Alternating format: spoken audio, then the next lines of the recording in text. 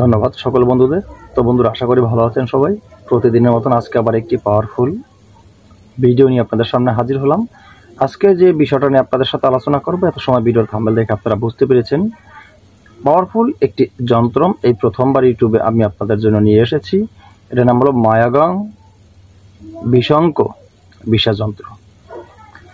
এই মায়াগাং বিশঙ্ক ভিসা যন্ত্র অত্যন্ত ভয়ঙ্কর যন্ত্র। যন্ত্রটি দেখেই আপনারা বুঝতে পারবেন এই যন্ত্রটি অঙ্কন করবেন কোন নিয়মে। এই ভিসা যন্ত্র দ্বারা আপনি 20 রকমের কাজ পাবেন। একটা যন্ত্র দ্বারা আপনি 20 রকমের কাজ পাবেন। আপনার সংকল্পের ভিতরে সবকিছু। এই যে বলা আছে মায়াগাং, যেখানে মায়া এক কথা বশীকরণের যে একটা ব্যাপার আছে, মায়া মহব্বত, এরকম যে একটা প্রেম ভালোবাসার যে বিষয়টা আছে, এই ক্ষেত্রে আপনি এই যন্ত্র দিয়ে অনায়াসেই এই মায়া বা প্রেম ভালোবাসা আপনি পূর্ণতা পাবেন। যে কোনো লোক এই যন্ত্র যদি আপনি ধারণ করতে পারেন, আমার বলার নিয়ম মতো তৈরি করে, যেই কোনো লোক যাকে আপনি কোনোদিন দেখেন নাই, কোনো সমস্যা নেই, সেই লোকের সাথে আপনার একটি ভালো বন্ধন তৈরি হয়ে যাবে, একটি ভালোবাসা তৈরি হয়ে যাবে। এতে কিন্তু কোনো ভুল নেই। আপনারা যদি এই আমি যে নিয়ম বলবো, আমার বলার নিয়ম মতো যদি কাজ করতে পারেন, আমি আপনাদেরকে 1000% গ্যারান্টি দিয়ে বলতে পারবো কোনো ভুল হবে না। তো বন্ধুরা, সেই মূল আলোচনায় যাওয়ার আগে আরেকটা কথা বলে রাখি, যারা এখনো আমার এই চ্যানেলটি সাবস্ক্রাইব করেন নাই, চ্যানেলটি সাবস্ক্রাইব করুন, পাশে থাকা বেল আইকনটি বাজিয়ে নোটিফিকেশন অন করে দিন, যাতে আমি নতুন ভিডিও আপলোড করার সাথে সাথে সবার আগে আপনার কাছে চলে যায়।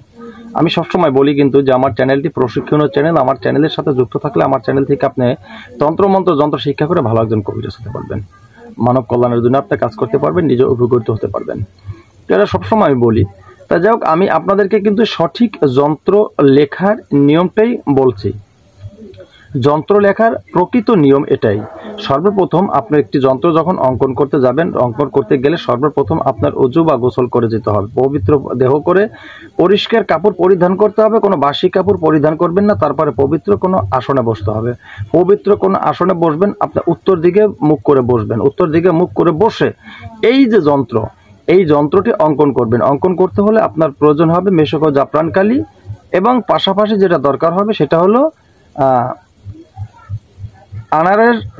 আনারের ডালের কলম। আর যদি মেশক ও জাফরান কালি সংগ্রহ করতে সমস্যা হয়, লাল চন্দন ঘষে আপনি পেস্ট তৈরি করবেন। সেই লাল চন্দন দিয়ে এই যন্ত্র অঙ্কন করতে পারবেন সাদা কাগজের উপরে আনারের ডালের কলম দিয়ে।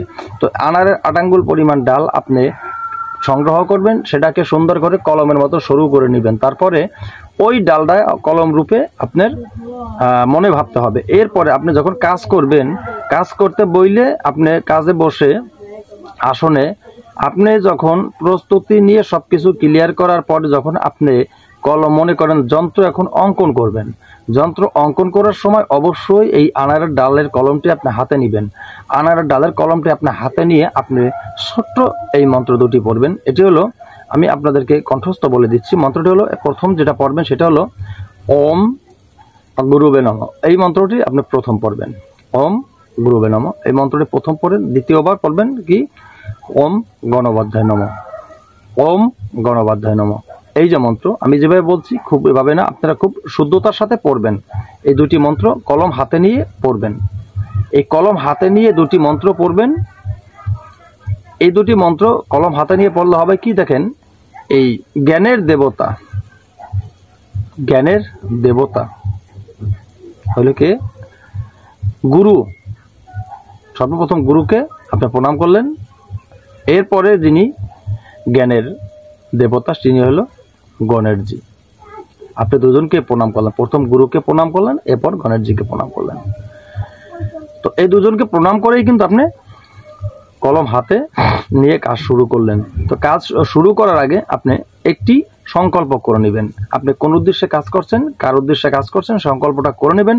সংকল্প করে নেওয়ার সময় আপনি আরেকটি মন্ত্র পড়বেন। সেটি হলো, কণ্ঠস্থ বলে দিচ্ছে, মন্ত্রটি হলো ওম প্রজান, আবার বলছি গোড়া থেকে, ওম প্রজানাথ নমস্তে প্রজাপালন তয়ংবার প্রসন্ন ভবমদেব যন্ত্র সিদ্ধি প্রজাচ্ছমে একেশি অপমণ্ডা ভৈরবা ভূতনায়ক তেজবে বিলাং প্রজানাথ নমস্তে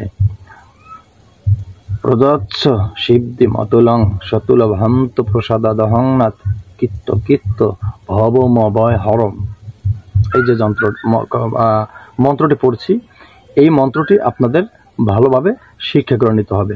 এটি কিন্তু আপনার একান্ত প্রয়োজন, কারণ তন্ত্রগুরু, তন্ত্ররাজ, তন্ত্র রচিতা, তন্ত্রর শ্রেষ্ঠ যিনি দেবের দেব মহাদেব, ওনাকে প্রসাদ দিতে হবে, ওনার মান্যতা করতেই হবে এই মন্ত্রের মাধ্যম দিয়ে।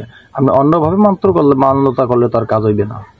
আপনি বলেন যদি আমি অন্যভাবে পূজা করি, যেভাবে সেভাবে কাজ করব, কাজ হবে না, কোনো কাজ হবে না, উনি তাতে সন্তুষ্ট হবেন না। ওনাকে সন্তুষ্ট করতে হলে এই মন্ত্রের প্রয়োজন আছে। এই মন্ত্র পড়ে, মন্ত্রের ভিতরে আমি বলছি প্রসাদা শব্দ যেখানে আছে, তার মানে কি ওনাকে প্রসাদ বিতরণ দিতে হবে। সেটা আপনার এই যন্ত্র লেখার আগে ওনার সাথে আপনার বলে নিতে হবে, এবং যেমন একটি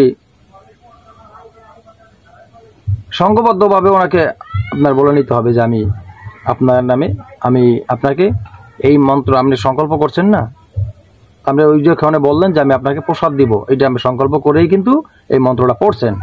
এখন প্রসাদ আপনি কি দিবেন?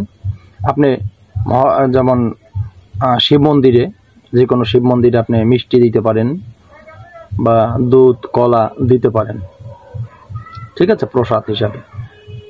এটাই কিন্তু এইভাবে দিয়ে যদি আপনি কাজ করেন, এরপর যদি আপনি যন্ত্র অঙ্কন করেন, যে উদ্দেশ্যে শুরু করছে সে উদ্দেশ্যে যন্ত্র অঙ্কন করেন, আমি আপনাদেরকে বলবো 1000% গ্যারান্টি দিয়ে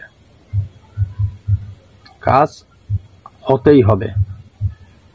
আমি করি কাজ এই যন্ত্র দিয়ে, এটার নাম হলো বিষা যন্ত্র। বিষের মতো ধরে এই যন্ত্র, এত অ্যাকশন এই যন্ত্রে। এই বিষা যন্ত্র ইউটিউবে কেউ দেয় না, আমি দিলাম আপনাদের সুবিধার্থে। ভিডিওর শেষে আমি যন্ত্রটি দিয়ে দেবো, দেখলেই বুঝতে পারবেন যেটা কি দিয়েছি। তো বন্ধুরা, কথা বাড়াবো না, আজকের মতো ভিডিও এখানে শেষ করি। নতুন ভিডিও নিয়ে আসার আগ পর্যন্ত সকলে ভালো থাকবেন। আল্লাহ হাফেজ।